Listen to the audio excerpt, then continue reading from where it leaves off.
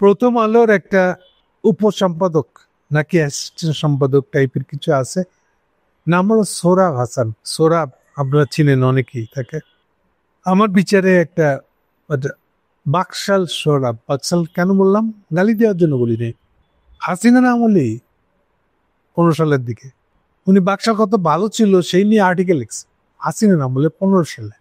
সাহস আছে যা বিশেষ বিরোধিতা তো বলাই হচ্ছে, তাই না? বলে উনি কেমন সমাজতন্ত্রী এটা আপনার আন্দাজ করতেই পারে। যাই হোক, ওভারঅল তাদের পরিচয় হলে তারা প্রথম আলোর লোক, ঘরের লোক একেবারে। তো সোহরাব সাহেব একটা কলাম লিখছে প্রথম আলোতে, এই ধাক্কা বিএনপি কিভাবে কাটায় উঠবে। কোন ধাক্কা?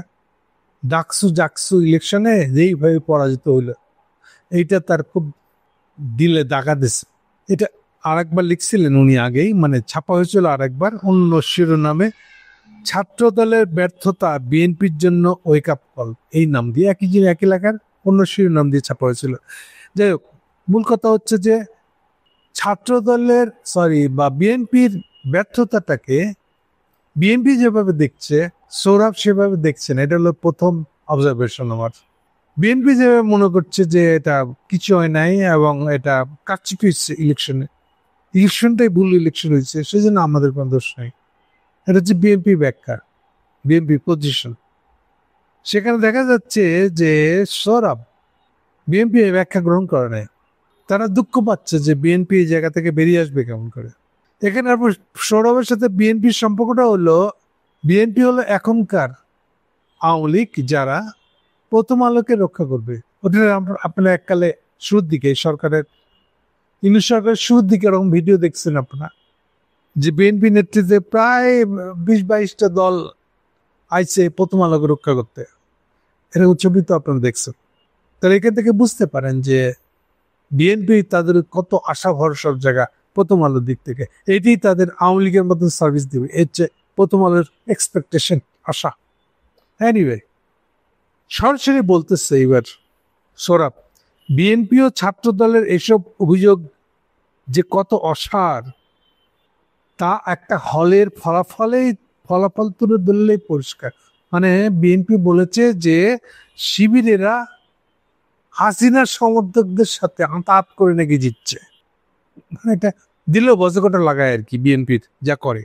তো এরপরে সে আসলে জগন্নাথ হলের রেকর্ডটা দেখে বলতেছে, ভোটের রেকর্ড দেখে বলতেছে যেখানে তো উল্টা, ওখানে ছাত্র দলের ভিপি পোস্টের লোক পাইছে সর্বোচ্চ ভোট প্রায় 1200, যেখানে এমনকি বসু ছাত্র ইউনিয়নের জিএস ক্যান্ডিডেট সে পাইছে 11,000 সামথিং। ফলে এটা তো খুব পরিষ্কার যে ওখানে বরং বিএনপি বরং ছাত্র ইউনিয়নের সাথে আঘাত করছে। তো ওইটাই সে উল্লেখ করে দিয়ে বলতেছে যে আওয়ামী লীগের ভোট নেওয়ার জন্য জগন্নাথ হল, মানে আওয়ামী লীগ নিজেই বলতেছে জগন্নাথ হলের ভোট তো আওয়ামী লীগের পক্ষে যায়। সো এটা তো এই অভিযোগ অসার, সব হতে জেরে কেসে একেবারে ফালাই দিতেছে, গ্রহণ করে না এটা। তারপর আবার বলতেছে ছাত্র শিবির ছদ্মবেশে ছাত্রলীগের ভিতরে থেকে কাজ করেছে সার্ভাইভ করার জন্য কোন সময় হাসিনার আমলগুলোতে, কিন্তু বিএনপি তো কখনো নিষিদ্ধ হয় নাই। তাহলে বিএনপির কর্মীদের তো ইউনিভার্সিটির হলে থাকতে কোনো সমস্যা হয় নাই, তাহলে তাদের রেজাল্টের এই অবস্থা কেন? এ হচ্ছে তার আরেকটা আর্গুমেন্ট। এরপরে একটা খুব বোকার মতন একটা শব্দ বলছে আমাদের সোহরাব সাহেব, বিএনপি সবসময় নিজেকে আধুনিকায়ন করেছে বলে দাবি করেছেন তারেক রহমান। এই আধুনিকায়ন, হোয়াট ইজ আধুনিকায়ন সোহরাব সাহেব? হ্যাঁ, কি সেকুলারকরণ? হ্যাঁ, আধুনিকরণ মানে কি? ধর্মগালি দেওয়া, ইসলাম বিদ্বেষী হয়ে পড়া, এটা হলো আধুনিকায়ন। এগুলো হলো মোদীকরণ, বুঝছেন?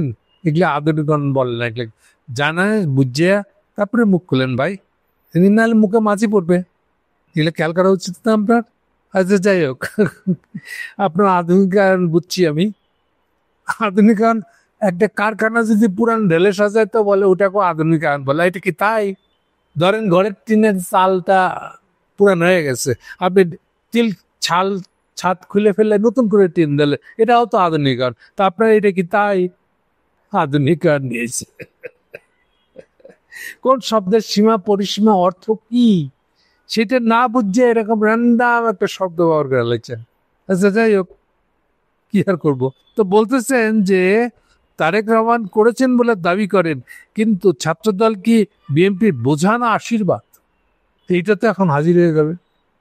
বিএনপির নেতৃত্বে তরুণদের আস্থা পুনর্গঠন করার কথা বলছেন তারেক জিয়া, কিন্তু আস্থাটি কেন ভেঙে গেল শিক্ষার্থীদের বিপদের সময়?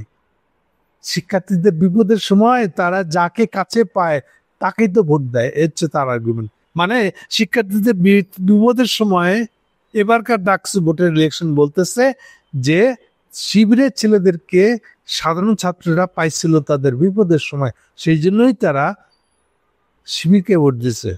হোয়াটএভার, এর ভিতর দিয়ে কিন্তু আমাদের সোহরাব সব স্বীকার করে নিলেন যে শিবির সঠিকভাবে ভোটে দিচ্ছে, এরকম কোনো কারসিটি হয় নাই।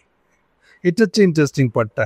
এনিওয়ে, শিবির পরিবর্তিত রাজনৈতিক বাস্তবতা বুঝতে পারলো, ছাত্রদল কেন বুঝতে পারলো না? ভালো প্রশ্ন ধরছেন।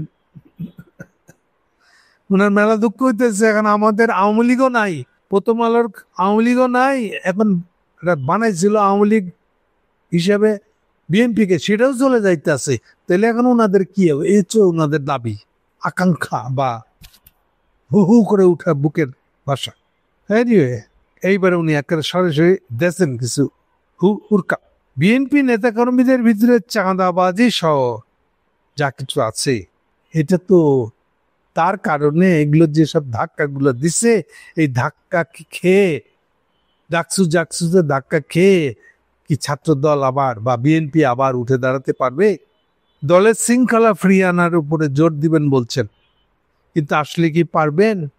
দলের শৃঙ্খলা ফিরিয়ে আনার ব্যাপারে তারেক জিয়া নিজে স্বীকার করে নিয়েছেন, কিন্তু উল্টা দাবি করছেন। আমি 7,000 লোক বহিষ্কার করছেন শৃঙ্খলা ভঙ্গের অভিযোগে, কাজে উনি খুব শৃঙ্খলার পক্ষে কাজ করতেছেন, এটা তারেক জিয়ার দাবি। তো উনি প্রশ্ন তুলতেছেন, বহিষ্কার আর তিরস্কার দিয়ে কি দলের ভাবমূর্তি পরিচ্ছন্ন রাখা যাবে?